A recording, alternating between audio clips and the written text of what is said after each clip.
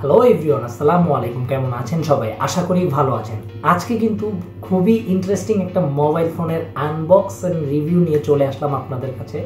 আজকে যে মোবাইল ফোনটা নিয়ে আমি কথা বলবো, সেই মোবাইল ফোনটা খুবই বাজেট ফ্রেন্ডলি। যারা অল্প বাজেটের মধ্যে মোটামুটি একটা ভালো লেভেলের প্রসেসরের ফোন চান, তাদের জন্যই আজকে মূলত এই রিভিউটা। আজকে আমি যে ফোনটা আনবক্স এন্ড রিভিউ করতে যাচ্ছি, সেই ফোনটা হলো Oppo A38।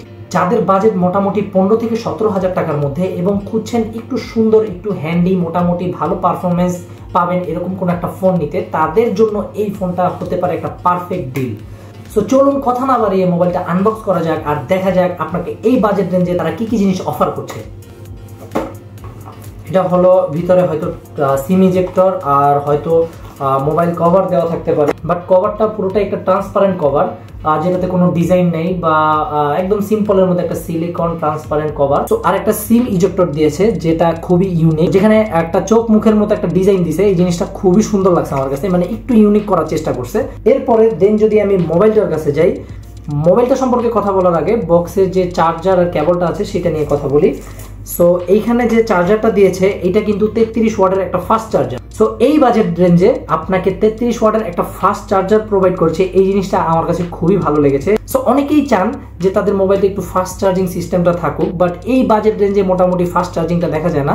সো এই 33 ওয়াটের ফাস্ট চার্জার দিয়ে আপনি চাইলেই খুব দ্রুত আপনার ফোনটা চার্জ করে নিতে পারবেন। শর্ট টাইমের জন্য চার্জ করলেও মোটামুটি অনেকগুলো চার্জ আপনার ফোনে হয়ে যাবে। সো আর যেহেতু 5000 mAh এর ব্যাটারি, সো আপনার মোবাইলে একটা ভালো ব্যাটারি ব্যাকআপ কিন্তু অলরেডি দিবে, সাথে একটা ফাস্ট চার্জিং, এটা মোটামুটি খুব ভালো একটা ডিল। এইরকম বাজেট রেঞ্জে অনেকেই হয়তো আপনাকে টাইপ বি একটা কেবল অফার করে, বাট আমার কাছে মনে হয় যেহেতু এখন মোটামুটি টাইপ সি সব জায়গায় অ্যাভেলেবেল, টাইপ বিটা আহামরি খুব একটা চলে না। সো আপনার জন্য টাইপ সি পোর্টটা খুবই একটা অ্যাডভান্টেজ দিবে। এবার যদি মোবাইলের দিকে আসি, তো মোবাইলটা দেখা যাক।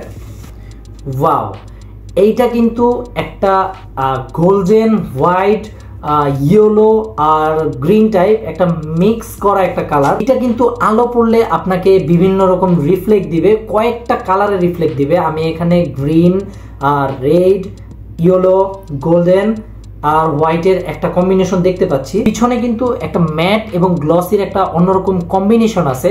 সো এইটা কিন্তু হাতে নিলে খুবই প্রিমিয়াম একটা ফিল দেয়। পিছনে যে ক্যামেরা দুইটা আছে সেইটাও মোটামুটি সুন্দর দেখতে, আপনার এটা খুবই ইউনিক টাইপ একটা শেপ করেছে। আর যদি দেখেন মোটামুটি আপনার স্ক্রিনটা কিন্তু খুবই বড়, তো মোবাইলটাও একটু বড় সড়ো। তো যারা একটু বড় ডিসপ্লে পছন্দ করেন বা মোটামুটি মোবাইলে আপনার নাটক, মুভি বা বিভিন্ন সিরিজ এরকম জাতীয় ভিডিও দেখা হয়, তাদের জন্য এই ডিসপ্লেটা মোটামুটি ভালো একটা অ্যাডভান্টেজ দিবে। তো এই দিক দিয়েও আমার কিন্তু খুবই ভালো লেগেছে। সো চলুন মোবাইলটা প্রথমবারের মতো ওপেন করে ভিতরের পারফরমেন্স সম্পর্কে জানা যাক। সো মোবাইল কিন্তু অন হয়ে গেছে, Oppo পাওয়ার্ড বাই অ্যান্ড্রয়েড লেখা উঠে গেছে। তো এরপরে দেখা যাক ভিতরে পারফরমেন্স কিরকম হয় বা টাচ রেসপন্স কিরকম বা আদার যেসব ফিচার্স গুলো এটার ভিতরে রয়েছে, এই বাজেটের মধ্যে সেই ফিচার্স গুলো কিরকম কাজ করে, তো সেই জিনিসটাই দেখবো।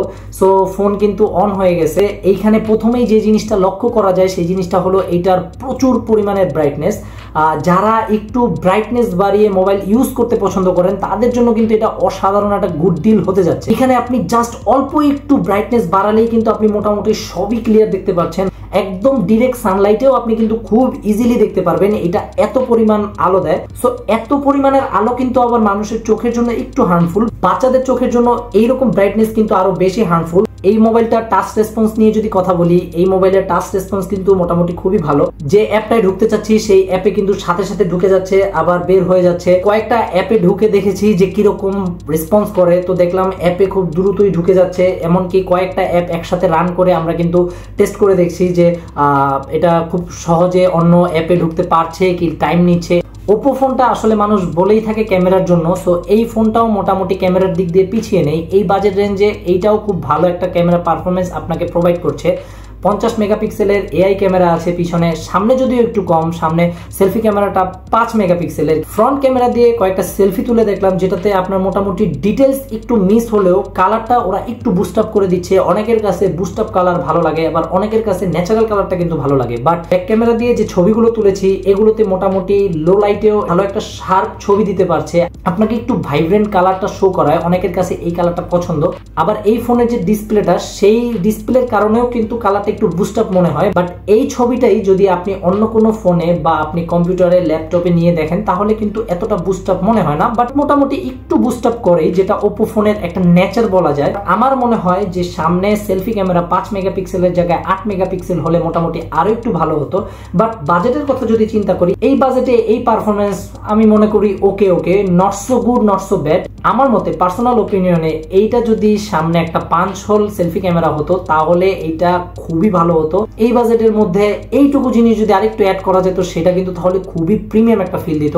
এখন কিন্তু এই সেলফি ক্যামেরার বেজেলের কারণে মোটামুটি একটু কম দামি ফোনের মতো একটা ফিল দেয়। তো এই ফোনটার মধ্যে আর কি কি ফিচার আছে সেগুলো আপনারা চাইলে ডিসক্রিপশন থেকে, আদারওয়াইজ গুগল থেকে, বিভিন্ন জায়গা থেকে আপনারা দেখে নিতে পারেন। বাট আমি যদি আপনাদের শর্ট করে বলি, 15 থেকে 17,000 টাকার বাজেটে আপনাকে তারা 33 ওয়াটের একটা ফাস্ট চার্জার, 90 হার্জের সানলাইট ডিসপ্লে, পিক ব্রাইটনেস, 300% এর ভলিউম, আপনি চাইলে 4GB র্যাম এক্সটেন্ড করতে পারবেন। সো এই বাজেটে এইসব জিনিসগুলো পেলে মোটামুটি আমার মনে হয় এটাকে খুব একটা খারাপ বলা যাবে না। আমার কাছে মনে হলো কম বাজেটের মধ্যে যারা মোটামুটি একটা ভালো লেভেলের ফোন ইউজ করতে চাচ্ছেন, যেটা একটু স্টাইলিশ হবে, যেটার মধ্যে মোটামুটি ফাংশন ভালো হবে, যেটা ল্যাগ হবে না, আটকে যাবে না, মোটামুটি ফাস্ট একটা টাচ রেসপন্স দিবে, সো তাদের জন্য এই ফোনটা হতে পারে আসলেই বাজেটের মধ্যে অন্যতম সেরা একটা ফোন। এই ফোনে কিন্তু অ্যান্ড্রয়েড 13 ইউজ করা, বাট আপনি চাইলে অ্যান্ড্রয়েড 13 থেকে 14ও করতে পারবেন আপডেট করে। এই ফোনটা দুইটা কালারে অ্যাভেলেবেল, একটা ব্ল্যাক আর একটা এই কালারটা, বাট আমার কাছে মনে হয়েছে এই কালারটাই খুবই সুন্দর, কারণ এই কালারটা একটা মাল্টি কালার ইফেক্ট দেয়। তো এই কালারটা আমার কাছে খুবই সুন্দর লেগেছে।